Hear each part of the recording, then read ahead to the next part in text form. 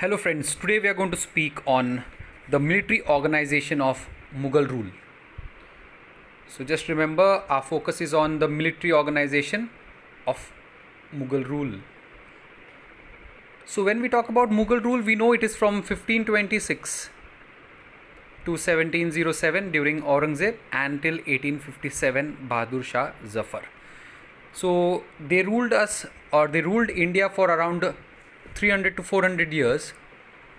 Now, what was the military system? So that is a point of discussion today. The military system was based on the Mansabdari system. So this military system is based on the Mansabdari system. Mansabdari system, as we know, is the ranking system, and every Mansabdar had rank. The Mansabdari was the core of the military. Mansabdars had to maintain troops. Every Mansabdar had to maintain troops. In the earlier lectures, we had seen how it was different from the Iqtadar. Iqtadar was a complete ranks, one below the other, integrated. But here, every Mansabdar had to maintain troops. Mansabdari system, in the Mansabdari system, there were two modes of payment. One is Nagdi, that is cash. The other is Jagir. The person who retained the Jagir was called as the Jagirdar. Jagirdar could become powerful, thus Akbar preferred Nagdi or Jagir other than the area of influence. So Mansabdars were not given Jagir where they were actually very influential. Mansabdars were transferred and Akbar brought in the concept of Tag and Chehra. The reason Mansabdars were transferred was so that they couldn't be so strong, and as I had told you earlier also, Jagirdars were given Jagir which was far away from their area of influence. So some steps that we saw earlier also in the Jagirdari system and Mansabdari, giving you a detail or you can say brief in it. Today's focus is military. So when we focus about, so we have seen the background, we have seen the introduction. When we focus about Mughal military, we talk about 5 things. First is the infantry.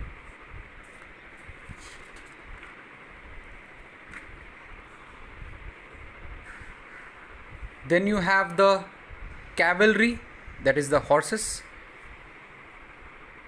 We have the artillery, that is the arms and ammunitions. We have the elephants. Finally, the navy, which we are going to do in detail. The Mughal military, the first important basic unit was infantry. Infantry was not that important. Bernier says salary was less, especially foot soldiers, 10 to 20 rupees per mensem. Per mensem means per month. Infantry included gunners, swordsmen, lathidars. Not important doesn't mean that they were not there or they were less in number. They were not deciders or the game changers in the military. Like current situation, we have Air Force, which is like the game changer in the current warfare. Even during the Mughals time, cavalry was important as the today's Air Force. But having said that, this does not mean that military is not important. Infantry is not important. Today also our army is important. So infantry not important does not mean they were less in number. It means they were not game changers. Their salary was less. They included gunners, swordsmen, lathidars, etc. Comforts of army, other purposes like gatekeepers, coolies, waiters, etc. all came from the infantry.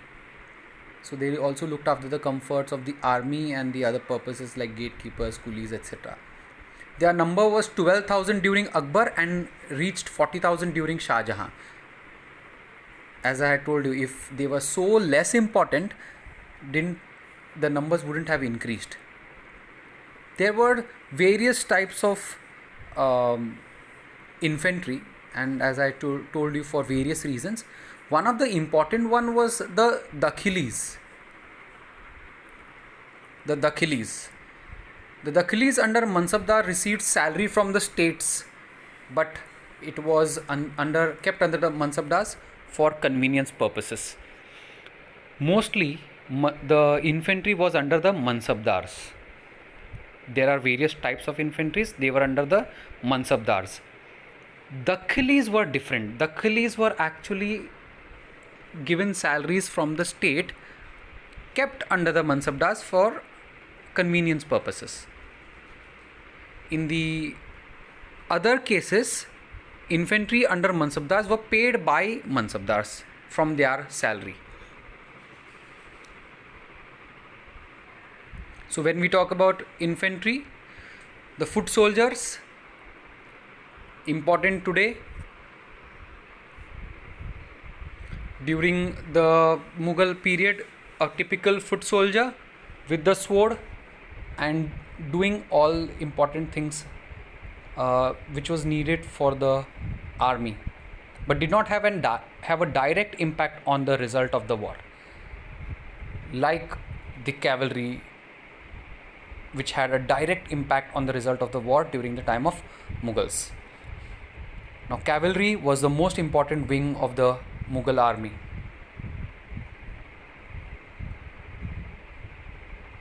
Mughal army mainly consisted of cavalry. Bernier says 2 lakh in number.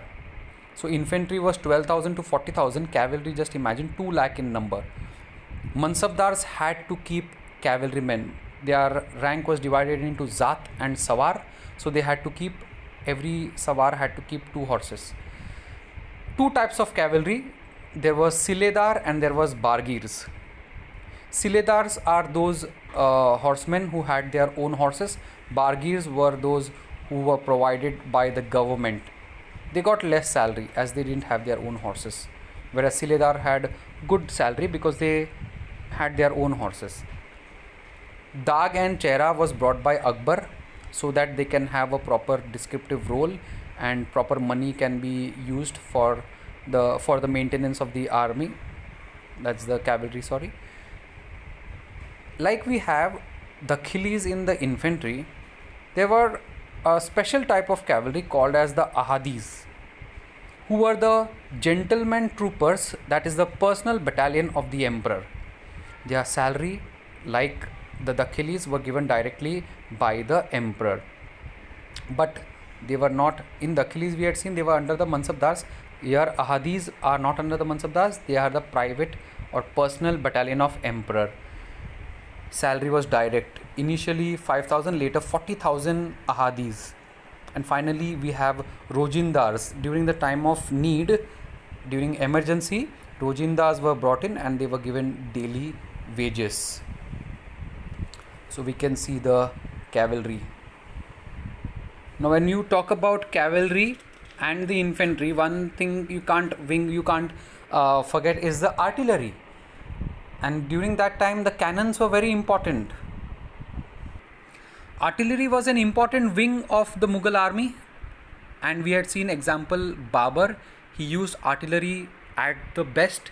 He was the first to use gunpowder in India for battles. Okay, gunpowder was already there, but he used it in the battles. Babur used it in the battles first time. This was a question asked. Under central government, the artillery was under the central government, and the person or the officer in charge of the artillery or the department was Mir-e-Atish or Daroga-e-Topkhana, that is superintendent of artillery. So he was the chief for the artillery. Both light and heavy cannons were there. Light was for the emperor, heavy was for the battles. Here you have the heavy artillery used for the battles. There was light also for the emperor. The next important wing is Navy. Here you can see Indian Navy, very important. The workhorse of our military system, the Navy. Our brave young officers of the Navy. And this is one of the ship of the Mughal Navy. Navy was controlled by Mir-e-Bahar. As we had seen, artillery was controlled by, you can say, Mir-e-Atish or Daroga-e-Topkhana. Navy was controlled by Mir-e-Bahar. So why do we speak about Navy? This was actually a disadvantage, or you can say a weak link in the Mughal military system. Navy was controlled by Mir-e-Bahar, but the ships were not that equipped. They were not technologically advanced. Ships not equipped with cannons. Navy was not strong, thus weak against the Europeans. We will see when we do modern history, our navy suffered, and that is why the Mughals lost against the British. No systematic arrangement was done for supplies. Now, when navy, you have the infantry, you have the cavalry, you have navy. The next important wing is the supplies. Without the supplies, all this is not possible. So there was no systematic arrangement done for the supplies of our Mughal military. Purchases was from mobile bazaars and grain dealers. There was no organized form of purchasing. So when the army went, or when the military went to fight against the opponents or the enemies, they had to fall back on chance or luck. There was no proper planning. They suffered losses as no arrangement was done for the supplies. So this was the disadvantages which we are going to see ahead. A unique feature of Mughal army was the elephantry, or the elephants. The elephants was seen as a matter of pride, and one of the reasons for the in the ancient India, when we see the rise of the Magad, was the elephants. But now the situation had completely changed, and elephants were also considered as disadvantage. So elephantry for heavy cannons, they were used for crossing rivers, capturing forts, breaking in doorways, smashing lines of infantry, also safety of the ladies. So a lot of advantages about the elephantry, but they had great disadvantage. The disadvantage was, if the cannon boomed, or if there is a lot of noise of cannons blowing and people shouting, the elephants got frightened and they trampled their own army. They ran in the direction of their own army, and the Mughal army was trampled. Sometimes even the nobility who were there behind in the ranks were trampled by the scared or frightened elephants. Now let's see the defects in the Mughal army.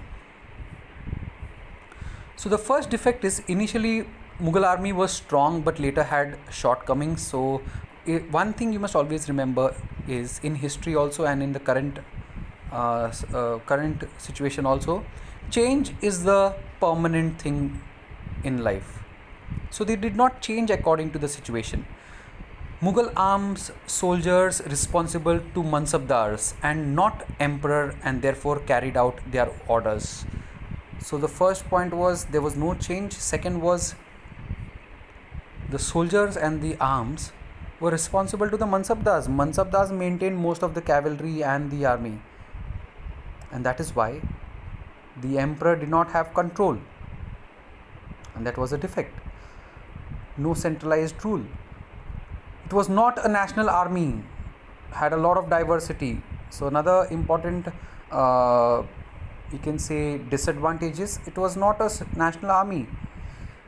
So the army consisted of the Afghans, the Mughals, Rajputs, Turks. So there was no unity, there was no oneness. There was a chance of the army breaking up. No training, no drill. Parades became weak. Initially Mughal army was strong, as I told you, but later we know there was complacency which was coming. Once you become strong, you tend to start becoming complacent, you tend to start becoming overconfident and overlooking at things. So there was no training, no drills, parades became weak. Another point was the Mansabdars were jealous of one another. Jealousy crept in. Next, sixth point is Mughal infantry consisted of more non-fighting attendants. There were the court ladies which were there. There were cooks. There were barbers. There were all the other people except the soldiers, which were very less in number. So this is not a sign of a good army or military. Mughal army consisted more non-fighting attendants, carriers, etc. Initially, Dag and Chehra was followed so that proper maintenance of the army is done, but later it was given up and the inefficiency crept in. Navy, artillery and elephantry was negative. Foreigners also harmful. So Navy, we know, we had seen in the Navy was not strong. Artillery, it was not technologically advanced, and supplies, as we know, not very institutional or organizational. Foreigners also came in and they were harmful. They actually helped in giving secrets to their countrymen. No adequate supply or provision because of no proper supply, and the emperor was fond of magnificence and luxury. So this is about the Mughal military system. We have seen the military administration. Now we are going to see central administration under the Mughals. The first and the most important power, or you can say position in the central administration, was no doubt the emperor. You have to remember the emperor. And there were four important people below who were very important. First was the Vakil, which I am going to discuss who was the Vakil. Then we have the Diwan. We have the Sadar, and we have Bakshi. So I am going to tell you about these four people. So as I have told you, the first important post was emperor. Office of Wakil ul Sultanate became powerful during Behram Khan. So Behram Khan was the regent of Akbar. Regency continued during Munim Khan and Shamsuddin Muhammad Atka, but after that it became weak. So very powerful post of Wakil during Behram Khan. Later it continued during Munim Khan and then Muhammad Atka. But after this it became weak. Akbar made Munim Khan Wakil but without finance. So Wakil was just for revenue administration. So you have the emperor and then you have Wakil for general administration, sorry. Now for revenue, who was important now? There was another post which was brought in to make Wakil weak, that was the Diwan. So Diwan is for the you can say revenue administration, which is important. Another post, that is Diwani, separate Diwani, that is revenue department, was created. Emperor all powerful in administration. After that came the post was Bakshi. Bakshi was responsible for keeping strict watch over proper maintenance of the army, the recruitment, the size and the payment. So he was not the commander-in-chief. The commander-in-chief is always the emperor. He was the so you have Bakshi, he was for the maintenance of the army. Okay, so you have Wakil for the general administration, Diwan for the revenue, Bakshi is for the maintenance of the army. And finally, theologians, that was Sadar. Now Sadar was very, very important. Initially, we know during the time of Akbar, he was a very pious Sunni Muslim, later going towards Sufism.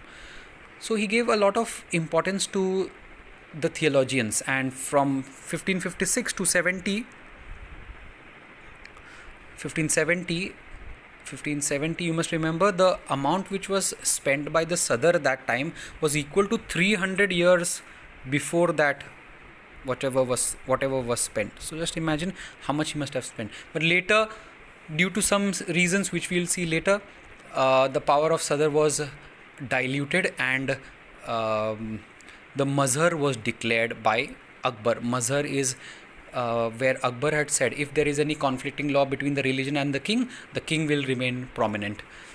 Money spent by Sadr in 1566 or 1570 is equal to 300 years. After Mazhar, power curtailed. So we have seen this. So now we will see in the provincial administration. We just saw the central administration. We'll see the provincial and local administration. During the time of the Mughals, there were 12 subas or provinces. Example of the subas are Allahabad, Agra, Awadh, Ajmer, Ahmedabad, Bihar, Bengal, Delhi, Kabul, Lahore, Multan, Malwa. Later, 3 more were added: Ahmednagar, Khandesh, and Berar. So just try to remember this whenever we are doing the notes. 3 subas added from Deccan. List of the officials, as you know that there were many officials also. There was Subedar, Diwani, there was Bakshi, Miradal, Sadr, Kotwal, Mir Bahar. So just remember, so you have the central administration. Now we are seeing the provincial administration. There were 12 subas. Now just remember how the hierarchy was. So you have the central administration, okay, and then you have the provinces which are called as subas. Then you have the sarkar. Then you have pargana, and finally villages. So this was the units of administration hierarchy. Okay, so subas, sarkars, pargana, village. So first we will be talking about the subas. So we have already seen the central administration. 3 subas, as we said, 12 were already there, 3 were later added after the Deccan which was coming in. The head of the subas were called as the subedar. And in 1586-87, new experiments were tried. Sometimes 2 subedars were kept in 1 suba. So you can say this is one of the provinces which we have currently. At suba level, there was separation and independence. Okay, so it was not that one person was given all the power. There was separation. A lot of work was divided among various people. Later, subedar became powerful, but for revenue, it was always different. Let's see who were there in the subas which were powerful. Okay. Central level, you have Sadr us Sadr. Okay, whereas in Suba level you have Sadr, and as we know, Sadr is important theologian. Mir Bakshi in the central level and Bakshi in the Suba level. You have Diwane Kul in the central level, under him Diwan in the Suba level, and for general administration you had Subedar. So you must have noticed in the center you have Sadr us Sadr, in the Suba Sadr, Mir Bakshi, Diwane Kul, Diwan. Okay, and general administration, Wakil in the central level, Subedar in the Suba level. Now below the Suba level there is Sarkar, but we do not know Fauzdar was the head of the Sarkar or not.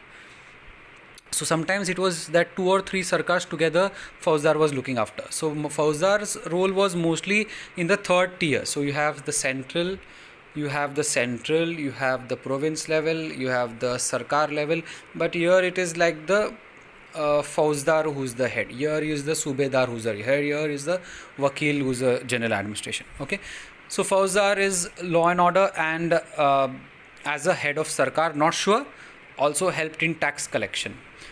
Assisted by Amal Guzar, who was there important in revenue administration. So Amal Guzar for the revenue administration. Fauzdari is the administrative division. Sarkar is the territorial or revenue division. So Sarkar is actually a territorial and revenue. Fauzdari is administration. So sometimes they were the head of the Sarkar. Sometimes 2-3 Sarkars also they were looking Fauzdar. Now for the lower level, there is you can say, if for the sarkars there was an important position called as the shikdar. Okay, so you have Wakil, you have Subedar, you have the shikdar, and sometimes Fauzdar also important. So Sikdar and Fauzdar. And as I told you, Fauzdar is for administration, Shikdar is for the territory and all this. Okay. Sorry, this is Sarkar. Shikdar is important for Parganas. So yeah, Vakil, remember Vakil, then you have Subedar, you have Fauzdar, and there is also territorial, etc. Pargana level is Shikdar. So I just give some changes. Shikdar is in the Pargana level, and finally you have the village level, which we are going to see later. So Fauzdar mostly law and order, assisted by Amal Guzar. Sarkar was territorial and revenue division. Kotwal law and order in town. Kotwal is important for law and order in town. Zamindar also was used for law and order and collection of revenue. Shikdar, as I told you, law and order, general administration in Pargana. And Amin was for the religious grants. And Sadar, sometimes Amin and Sadar were combined. Okay. And there were various other officers in the most lowest of the level. There was Daroga, who was the superintendent. There was Mushrif, head clerk. There was Tavildar, that is Tavildar Daftar Khana, that is treasurer or of office. All these were there for the lower level officials. Okay. So we saw the provincial and central administration. Now we are going to focus on the revenue assignments under the Sultanate rule. So when the Sultanate and Mughals, when we talk about revenue assignments, you must remember three important lands. First is the crown land, that is also called as the Khalisa land. Second is the Jagir land. And third is the Inam land. So Jagir land is for the Jagirdars or the Iqtidars, and then finally Inam land for the free gifts. So we will now see revenue assignments under the Sultanate and Mughal, and as I told you, there was three types of land: crown land, Jagir and Inam. So crown land was the Khalisa land directly under the central government. During the Akbar's time, it was 1/4 of the total land. Okay, the other land was given, like Jagir was given, Inam was given. During Jahangir time, the crown land became so less, it was just 5%. Shah Jahan's time, it increased again to 1/7, and during Aurangzeb, 1/5. In the Deccan area, this Khalisa land was called as Sarkarchi Sheri, Sherinche Shet, and it was also called as Khalisa Jamin. South India, it was called as Bhandara Wada or Pandar Wadai. So these were the various names of the crown land. The tax from this was directly going to the center. It was beneficial for the emperor. Second was the Jagirs. So when we talk about Jagirs, there was a difference between Iqtidars and Jagirdars. Jagirs means revenue assignments. We had seen Mansabdari system. The Mansabdars were given either cash or Jagirs, and that is how it was called as Jagirs. So there was difference between Iqtidar and Jagirdar. Iqtidar was more of a like Iqtidar had to do administration also, and after Firoz Shah Tughlaq it became hereditary also, whereas Jagirdari system was not hereditary. Plus Jagirdar were only for taking the revenue and giving troops and maintaining the army. Iqtidars combined fiscal administrative charges, whereas Jagir is only administrative, as I just told you. Jagir was transferable, Iqtidars was transferable till Firoz Shah Tughlaq, later hereditary. So we see it is hereditary. Mughal bureaucracy paid through Jagirs like Mutalba. So what is the meaning of Mutalba is, when a Jagirdar gets a Jagir, he takes some money from the peasants over there. Some money he keeps for himself, the other he gives it back to the center, that is the state. Whereas in case of Iqtidar, it was called as Fawazil. And so for a Jagirdar, there was two things, that is Mutalba, that is the state demand, and Talab, that is his personal. But in Iqtidar, Fawazil was there, that is the state demand. Later, Iqtidars were also given Waj, that is revenue assignments. They means the rights on the property or the area increased. There was Jagirdari crisis. Example, or that is scarcity of Jagirs, given by Abul Fazl Mamuri. There is something called as Be-Jagiri or Jagirless, that is Paibaki, which all these things, all these concepts started coming in. Be-Jagiri or Paibaki. Be-Jagiri means Jagirless. Paibaki means land is yet to be assigned. So all this was given by Mamuri. So there was Jagirdari crisis, and Jagirdari crisis was one of the biggest reasons for the decline of the Mughal rule. So we are seeing crown land. After crown land, now we are seeing Jagirs. We saw what is the meaning of Jagirs. It is the revenue assignment given to the Jagirdar so that he does his work and gets the money from this Jagir. Corruption was there in the allotment. Example, the patron, that is Murabbi, was finding an agent, that is Wakil e Dilsoz. Means if you wanted good Jagirs, you need to catch a agent. And then even bribes were paid. Bribe was called as Sakt e Rishwat. So today also Rishwat is a bribe. So this was all the Jagirdari crisis. Then we have Inam land. Inam land, as we already know, is assignment paid to the needy, the peers, the needy, the scholars, the pious people. In North India, Inam lands were known as Madad-e-Mash or Suyurgal, Aimma. So these were the names given, and Madad-e-Mash holders were exempted from paying land taxes and other taxes. We are going to see Ijara system. So state or the Jagirdar were assigned Ijara, revenue farming. This is later, it happened during the later Mughal period. So what is Ijara system? So when we talk about Ijara system, that is the revenue farming, we must understand state or Jagirdars assigned Ijara, that is revenue farming or contract, to the Mustajir. Mustajir, remember, they are the revenue farmers. They are taking the farm in contract. They have a lot of power on that. They are also exploiting the peasants and taking as much as money as possible. And there was a bond between the state and the Mustajir. The bond was called as Tamsak. Agreement, bond, Tamsak. It was stamped by a Qazi and Ijardari. Revenue farmer was exploiting, or the person who's having the revenue contract, he exploited the farmer. Initially, the state did not allow all this Ijardari system, etc. But later, after 1719, Ijardari was in large scale. Khalisa land was not allowed for Ijardari. Even we have Aurangzeb in 1676 saying not to allow Ijardari in Gujarat. But the weakening of the center, less of taxes, emperor becoming weak, Ijardari started, and it became common in Rajasthan, mostly near the Watan areas. So Watan areas are where the Rajputs are there. It was difficult for the Mughals to control those areas, so they gave it to the Ijardar. Let the Ijardar do whatever he wants to. And it became very common. There was concepts of Tankhwa Ijaras. Instead of salary, they were given Ijaras.